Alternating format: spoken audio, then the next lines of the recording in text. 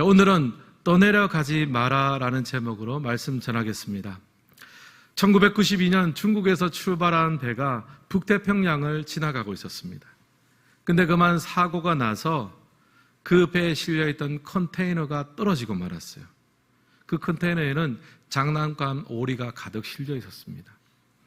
근데 몇 년이 지나고 난 다음에 이 장난감 오리가 북태평양 쪽에 있는 알라스카와 하와이 거기에서도 발견됐고, 심지어 대서양에 있는 영국과 스코틀랜드 연안에서도 발견됐다고 합니다. 그 이유가 뭐냐면 해류 때문이에요. 바다는 가만히 있는 것 같지만 실상은 흘러가고 있습니다. 바람의 영향력으로 또 밀도 차이로 인해서 바닷물은 움직이고 있습니다. 그러니까 북태평양에 떨어진 물건이 대서양에서도 발견될 수 있습니다. 오늘 읽은 성경을 보면요, 여호수아가 이끄는 이스라엘은 아이성에 대한 두 번째 공격에서 승리합니다. 성 뒤에 복병을 숨겨서 아이성을 무너뜨렸습니다. 여리고성과 아이성이 이스라엘의 수중에 넘어갔다라는 소식이 가나안 전체에 퍼져나갔습니다. 그러다 보니까 이 가나안에 있던 도시 국가들이 위기감을 느꼈어요. 야, 이 이스라엘이 너무 강하구나. 여리고와 아이성을 이렇게 쉽게 이기다니, 가만히 있으면 우리도 큰일 나겠다. 이런 위기감이 생겼어요.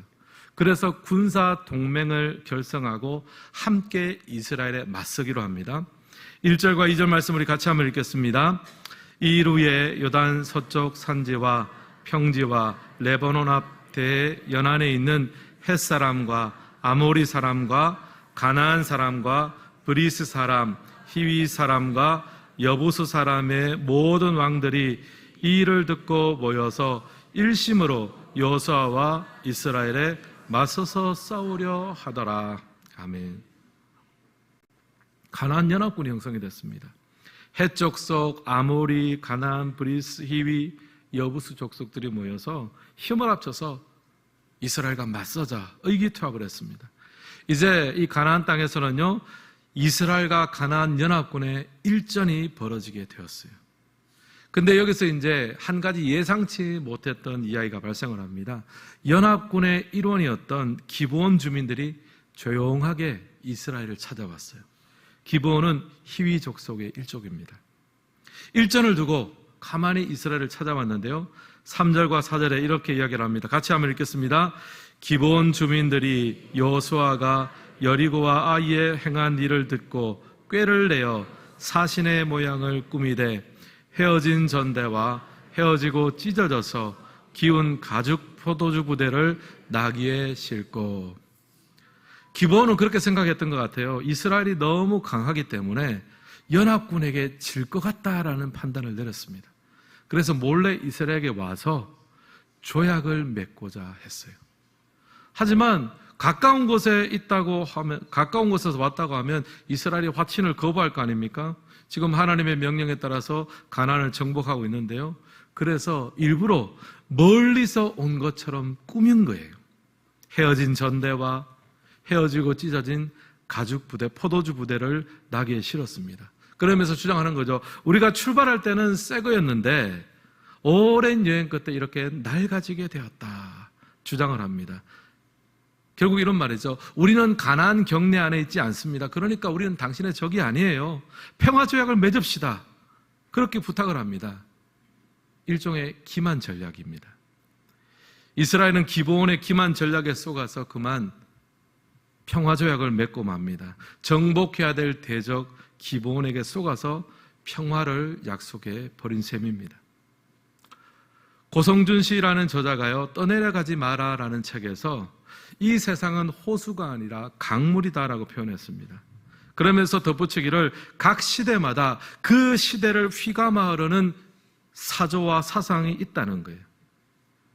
우리가 진리를 향한 노젓기를 멈추면 그 시대를 휘감아 흐르는 사조에 휩쓸려 떠내려갈 수밖에 없다라고 이야기를 했습니다. 세상은 호수가 아니라 강물이니까요. 아차하면 떠내려가 버린다는 거예요.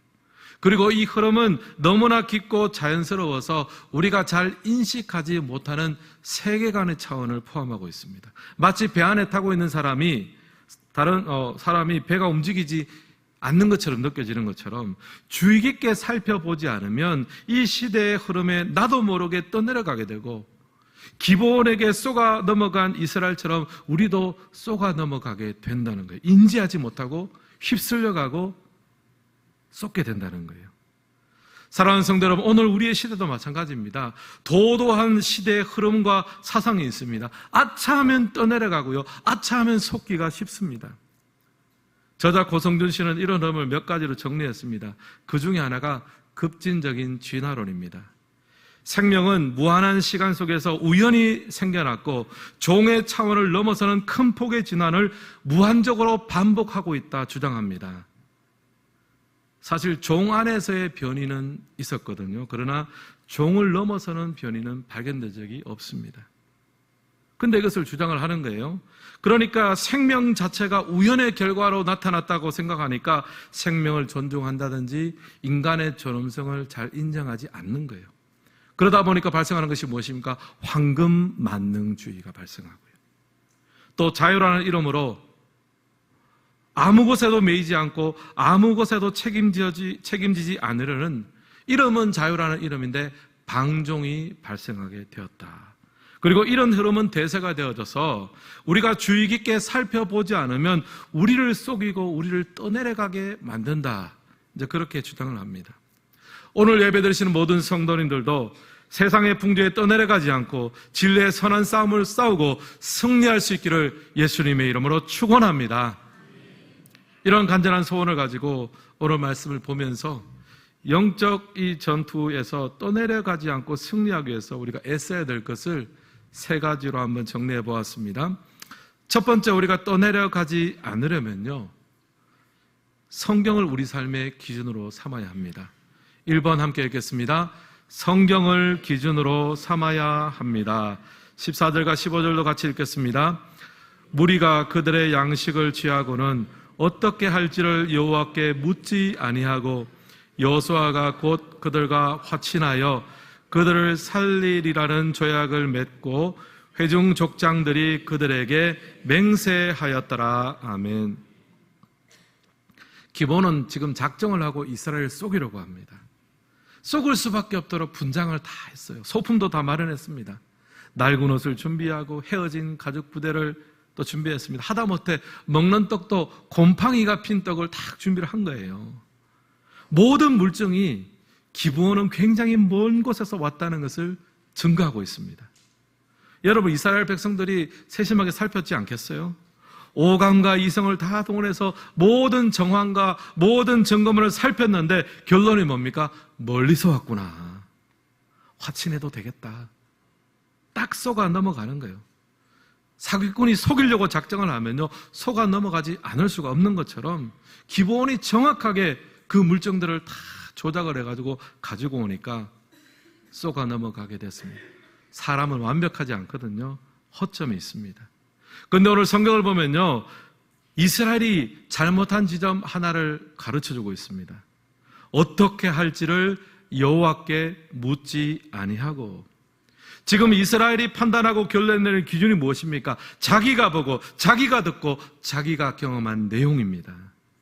근데 사람은 완전하지 않다 그랬잖아요. 누군가 속이려 들면요, 속을 수밖에 없는 존재입니다. 근데 성경은 말합니다. 여호와께 묻지 아니하고 자기 자신의 기준과 경험으로 나아가면 반드시 쏟게 되고 반드시 흘러갈 수밖에 없지만 하나님 앞에 묻는 자는 쏟지 않고 흘러가지 않는다는 거예요. 이스라엘이 쏘가 넘어가고 원래의 길에서 벗어난 이유는요, 자기 자신이 기준이 되었기 때문입니다. 하나님이 기준이 되고 하나님의 말씀이 기준이 되어야만 쏟지 않고 떠내려가지 않습니다. 히브리서 기자는요, 하나님의 말씀에는 숨겨진 모든 것을 드러내는 능력이 있음을 우리에게 가르쳐 줍니다. 히브리서 4장 12절 같이 한번 읽겠습니다. 하나님의 말씀은 살아있고 활력이 있어 좌우의 날선 어떤 검보다 예리하여 혼과 영과 및 관절과 골수를 찔러 쪼개기까지 하며 또 마음의 생각과 뜻을 판단하나니. 아멘. 하나님의 말씀은 살아있고 활력이 있습니다. 그래서 좌우의 날선 검보다 날카롭습니다. 그래서 사람의 속을 꿰뚫어 보며 혼과 영을 찔러서 쪼갠다라고 합니다. 사실 혼과 영을 우리가 어떻게 구분하겠습니까? 우리가 보면 다 그게 그거 같습니다. 또 관절과 골수, 제가 인체에 대해 잘은 모르지만 굉장히 구분하기 어려운 미세한 부분이라고 생각합니다. 사람은 구분할 수 없고 분별할 수 없습니다. 근데 하나님은 구분한다는 거예요. 10길 물속은 알아도 한 길 사람 속은 모른다고 했습니다. 가장 알기 어려운 것이 사람의 마음과 속셈인데요, 하나님의 말씀은 그 사람의 생각과 속셈까지도 다 드러낼 수 있다는 거예요. 하나님은 속일 수 없습니다. 그러므로 우리가 하나님의 말씀을 기준으로 삼고 살아가면요, 이 세상에 흘러가는 사조에 떠내려가지 않고 속지 않는다는 거예요. 사랑하는 성도 여러분, 우리가 이 세상의 풍조에서 떠내려가지 않고 속지 않으려면요, 내 생각, 내 경험이 기준이 되어서는 안 됩니다. 하나님의 말씀을 기준으로 삼을 수 있기를 주님의 이름으로 축원합니다. 여러분, 이스라엘이 속고 싶어서 속았습니까? 아니잖아요. 굉장히 관찰하고 심사숙고하고 고민 끝에 기본은 멀리서 왔구나, 확신하자, 썩은 거예요. 사람은 썩는다는 거예요. 사람은 완전하지 않습니다. 성경이 말하지 않습니까? 여호와께 묻지 아니하고 하나님이 기준이 되고 하나님의 말씀이 기준이 되면 썩지 않는다는 거예요. 최근 몇 년 동안 이 차별금지법이 이슈가 되고 있습니다. 찬성하는 사람들은 자신이 원하는 것을 제한 없이 할 수 있는 무제한의 자유를 달라고 합니다. 예를 한번 들어보면요, 동성애가 되었던 또 동물성애가 되었던 소아성애가 되었던 내가 하고 싶은 것을 원 없이 하겠다는 거예요. 그리고 자신들이 하는 것에 대해서 옳지 않다, 잘못되었다라고 말도 하지 말라는 거예요. 말하면 차별입니다. 결국 이들이 원하는 자유와 인권은 무엇입니까? 내가 하고 싶은 것을 원하는 대로 하고, 그리고 그것을 틀렸다고 하는, 자기 입장에서 듣기 싫은 말을 듣지 않을 자유까지도 달라는 거예요. 사실 민주주의 국가니까 자기가 하고 싶은 것을 주장할 수는 있겠죠. 하지만 그것에 대해서 의견을 달리하는 사람들도 말은 할 수 있어야 됩니다. 그게 잘못되었고 틀렸다라고 말할 수 있는 자유도 굉장히 중요하거든요. 그게 민주주의입니다. 이것은 차별이 아니라 시민의 당연한 권리입니다. 그러니까 얼핏 단어만 들으면요, 차별하지 말자, 굉장히 좋은 뜻 같아요. 그러나 속을 들여다보면 기본입니다. 속이는 생각들이에요. 마치 폭주하는 기관차를 보고 저 기관차 위험하다, 그 말 하지 말라는 거예요. 기차를 운전하는 입장에서 듣기 싫은 거죠. 차별적으로 들리는 겁니다. 여러분, 같은 단어를 사용한다고 해서 똑같은 얘기를 하는 것이 아닙니다. 우리가 자유와 인권이라는 단어에 대해서 성경적인 기준을 가지고 있지 못하다면, 우리가 뉴스나 매스미디어에서 이런 단어를 계속 듣다 보면 세상의 시류에 떠내려가 버리고 속아 넘어가게 됩니다. 성경의 가르침을 우리의 기준으로 삼아야 될 필요가 있는 거죠. 오늘 주보에 보시면 신앙 강좌 수료 명단이 나옵니다. 성장반과 어성경에 읽어지네, 또 마더와이즈 커피 브레이크, 그리고 90일 성경 동독 총 92명이 수료를 하게 되셨습니다. 또 제자훈련은 1년 커리기 때문에 연말에 수료를 하고요, 우리가 기도하는 엄마들 MIP도 계속해서 기도하고 있습니다. 이 모든 것이 무엇입니까? 성경을 기준으로 살아내기 위해서 우리가 배움과 훈련의 과정을 감당하는 거예요. 그렇지 않으면요, 우리는 세상의 흐름 가운데 쏘가 넘어가고 떠내려갈 수밖에 없기 때문입니다. 여러분, 9월 달에 또 가을 학기 신앙 강좌가 시작되겠지요. 여러분, 그때 많이 신청해 주시길 바랍니다. 성경을 기준 삼아 세상의 시류에 떠내려가지 않고 주님 신 사명을 굳건히 감당하는 우리 모두가 될 수 있기를 주님의 이름으로 축원합니다. 옆 사람과 인사하겠습니다. 말씀을 기준으로 붙듭시다. 하나님 말씀 기준이 아니면 다 쏟고 다 떠내려갈 수밖에 없습니다. 두 번째, 우리가 이 세상의 시류에 떠내려가지 않으려면요, 그냥 아는 것으로는 안 돼요. 습관이 돼야 됩니다. 영적 습관을 만들어야 합니다. 2번 함께 읽겠습니다. 영적 습관을 만들어야 합니다. 14절만 다시 한번 같이 읽겠습니다. 무리가 그들의 양식을 취하고는 어떻게 할지를 여호와께 묻지 아니하고. 지금 기본 사람들이 쏘기려고 작정을 했잖아요. 그래서 곰팡이가 핀 떡과 또 찢어진 포도주 가죽 부대를 다 준비했습니다. 출발할 때 새 거였는데 지금 오랜 여행 끝에 이렇게 낡아지게 됐습니다. 워낙 확실한 증거를 갖다 대니까 도리가 없죠. 쏘갔습니다. 그래서 여호와께 묻지도 않고 바로 평화의 조약을 맺었습니다. 자, 그럼 여기서 왜 이스라엘은 지금 여호와께 묻지 않았을까요? 사실 이스라엘은요, 지금 여리고성 전투와 아이성 전투를 통해서 승리는 하나님이 주시는 것을 알고 있었어요. 각성을 했습니다. 또 하나님 앞에 여쭈고 기도보다 앞서면 안 된다는 사실을 이미 깨닫고 각성한 상태입니다. 머리로는 알고 있었어요. 근데 막상 실전에 부딪히니까 머리 안에 있는 그 깨달음이 작동이 안 되는 거예요. 저는 이 말씀을 묵상하면서 이스라엘의 진짜 문제는요, 깨닫지 못해서가 아닙니다. 알지 못해서가 아닙니다. 습관의 문제인 거죠. 하나님께 묻는 삶을 살아야 되는 것은 머리로는 알고 있습니다. 그러나 손과 발로는 순종이 안 되는 거예요. 습관이 되지 않으면 결정적인 순간에 실행하기가 어렵습니다. 사도 바울도요, 디모데전서에서 연습과 훈련의 중요성을 이야기했습니다. 디모데전서 4장 7절 같이 한번 읽겠습니다. 망령되고 허탄한 신화를 버리고 경건에 이르도록 내 자신을 연단하라. 지금 경건에 이르도록 내 자신을 연단하라 그랬습니다.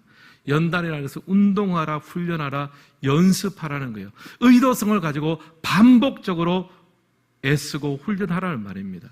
여러분, 결국 경건이라는 것은 한순간의 감정, 한순간의 깨달음, 한순간의 각성이 아닙니다. 경건은요, 그 각성하고 깨달은 것을 매일의 삶 속에서 내게 영적 습관이 되도록 반복하고 반복해서 결국에는 나도 모르게 자동적으로 나올 수 있도록 만드는 것. 경건의 능력은 영적 습관에서 나오는 거예요. 사랑하는 성도 여러분, 이 세상 풍조와 흐름에 떠내려가지 않으려면요, 영적 습관이 형성돼야 됩니다. 이스라엘이 안 될 게 그거잖아요. 깨닫기는 했습니다. 각성도 했습니다. 근데 습관이 안 되니까 하던 대로 하는 거예요. 자기가 보고 생각하고 판단한 대로 결정합니다. 여호와께 묻지 않았다는 거죠. 제임스 클리어라는 저자가 아주 작은 습관의 힘이라는 책을 썼는데, 거기에 보면요, 인간은 큰 결단보다 작고 구체적인 행동을 반복할 때 더 쉽게 습관을 형성한다고 합니다. 내가 하나님을 위해서 이런 것을 하겠습니다. 굉장히 큰 얘기를 하는 것은 그 다음날 되면 잊어버려요. 그렇게 잘 안 됩니다. 근데 더 작고 구체적인 행동을 반복하는 게 뭡니까? 내가 하나님의 뜻대로 살기 위해서 하루 한 장씩 성경을 읽겠습니다. 굉장히 작죠? 하루 한 장씩 평생을 성경책을 읽는 사람은요, 운명이 바뀌는 거거든요. 그리고 하루 일과를 시작하기 전에 하루에 한 3분 정도라도 제가 하나님 앞에 일상을 내려놓고 올려드리고 기도하면서 시작하겠습니다. 아무것도 아닌 것 같죠? 그 매일 드리는 3분의 기도가 인생을 바꾸는 거거든요.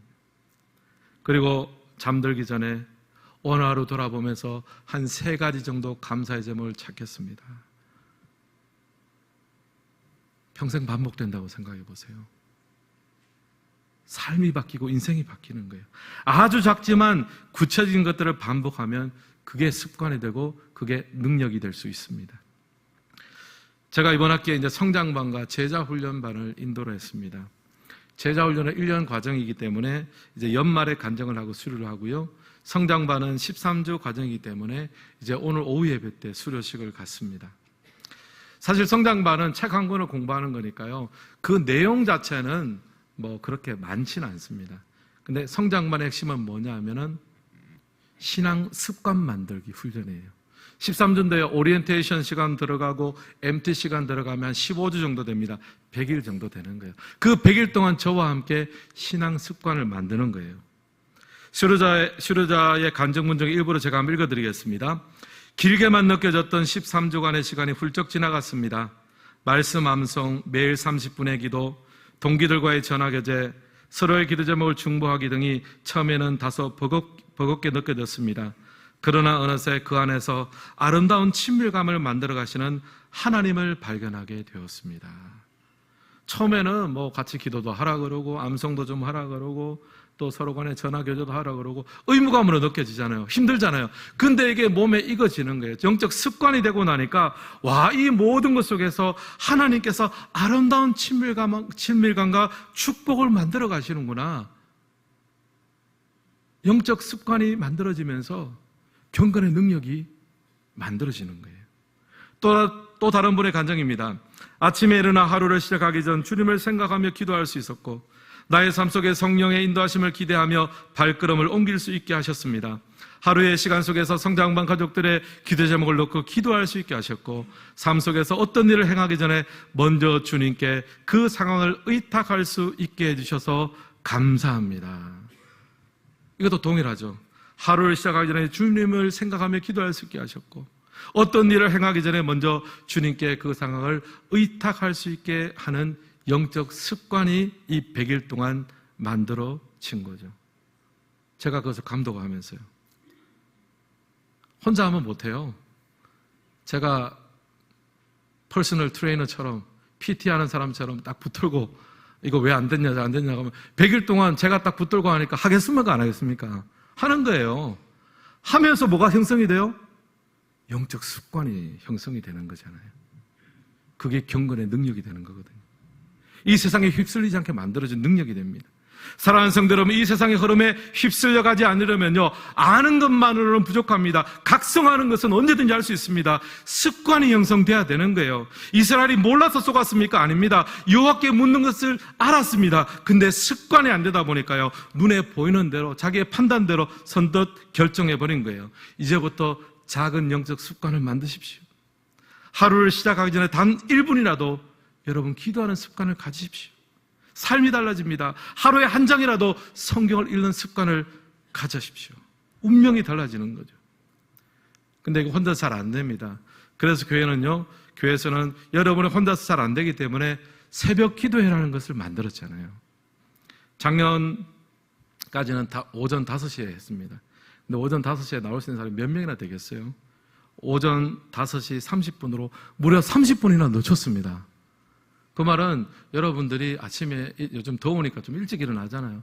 아이고 더워라 하면서 휴대폰 꺼내지 마시고 아이고 더워라 하면 일찍 일어나시면 새벽 기도 자리에 나오셔서 함께 말씀 보고 기도하고 이것이 영적인 습관이 될 때 바로 그 영적인 습관이 우리의 삶을 살리고 회복케 하는 하나님의 능력이 되는 줄 믿습니다.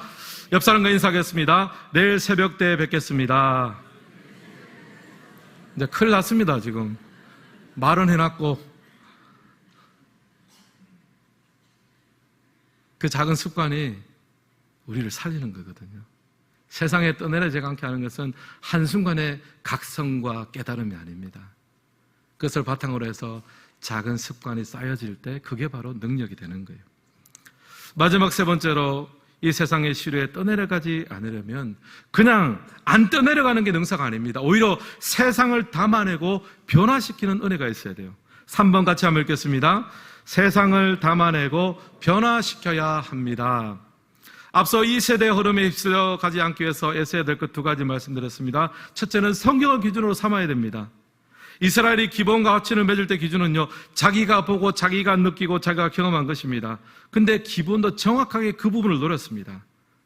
바로 그것을 타겟으로 한 거 쏙이니까 쏙지 않을래야 쏙지 않을 수가 없는 거죠. 뛰는 놈 위에 나는 놈이 있거든요. 그래서 성도의 기준은 자기 경험과 자기 확신이 아닙니다. 하나님의 말씀입니다.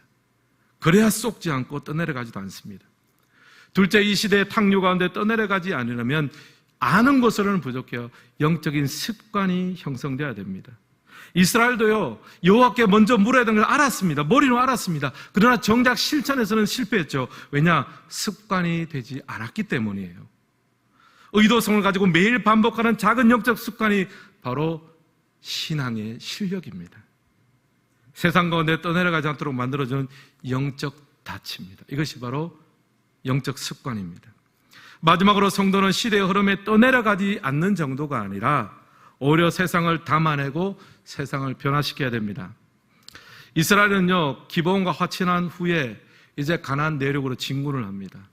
그렇게 사흘 정도를 내륙으로 들어갔는데 성읍들을 만나게 되는데요, 그 중에 한 성읍이 바로 기브온 성읍이에요.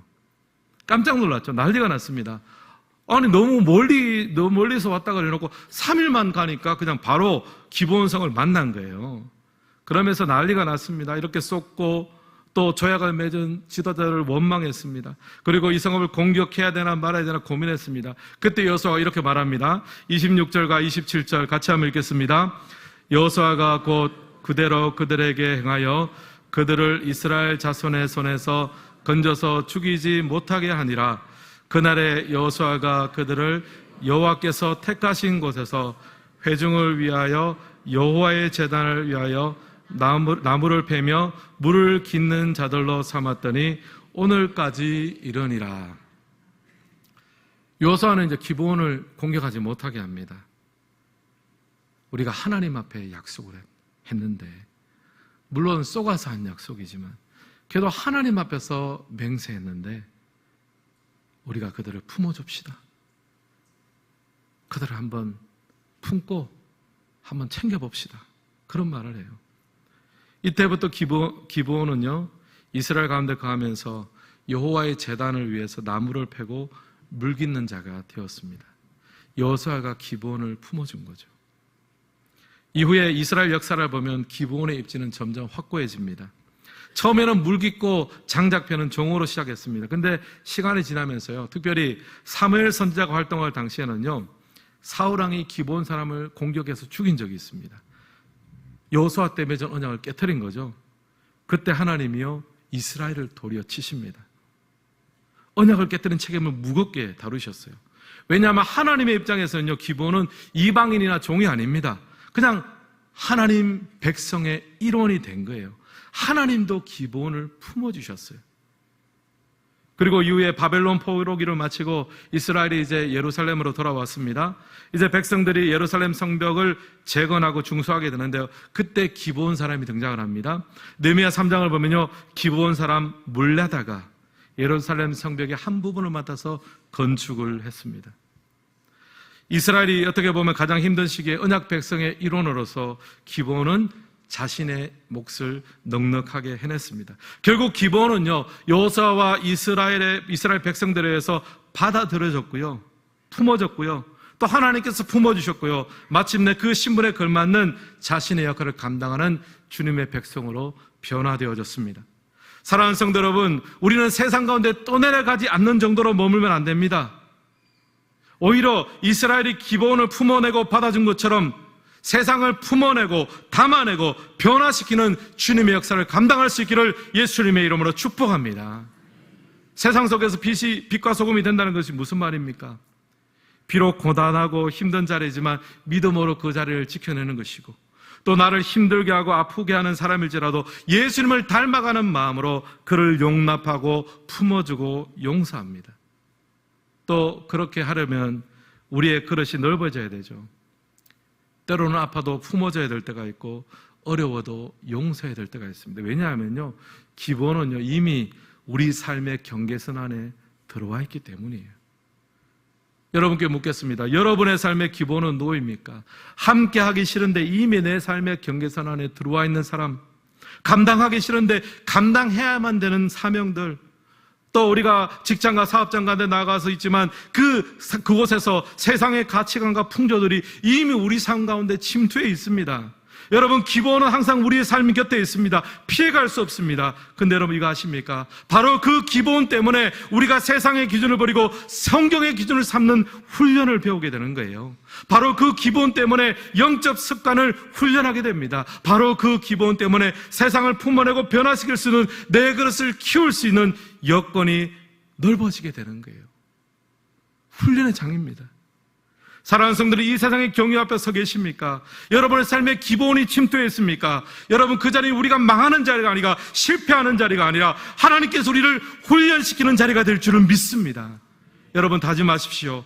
세상에 떠내려가지 않는 정도가 아니라 이 세상을 품고 영유하고 변화시키며 주님의 백성으로 내가 훈련되고 준비되어져서 하나님의 은혜를 선포하며 주님의 살아계심을 증거하는 주의 백성이 되겠다고 결단하시고 응답받는 이 예배 시간이 되시기를 예수님의 이름으로 축원합니다.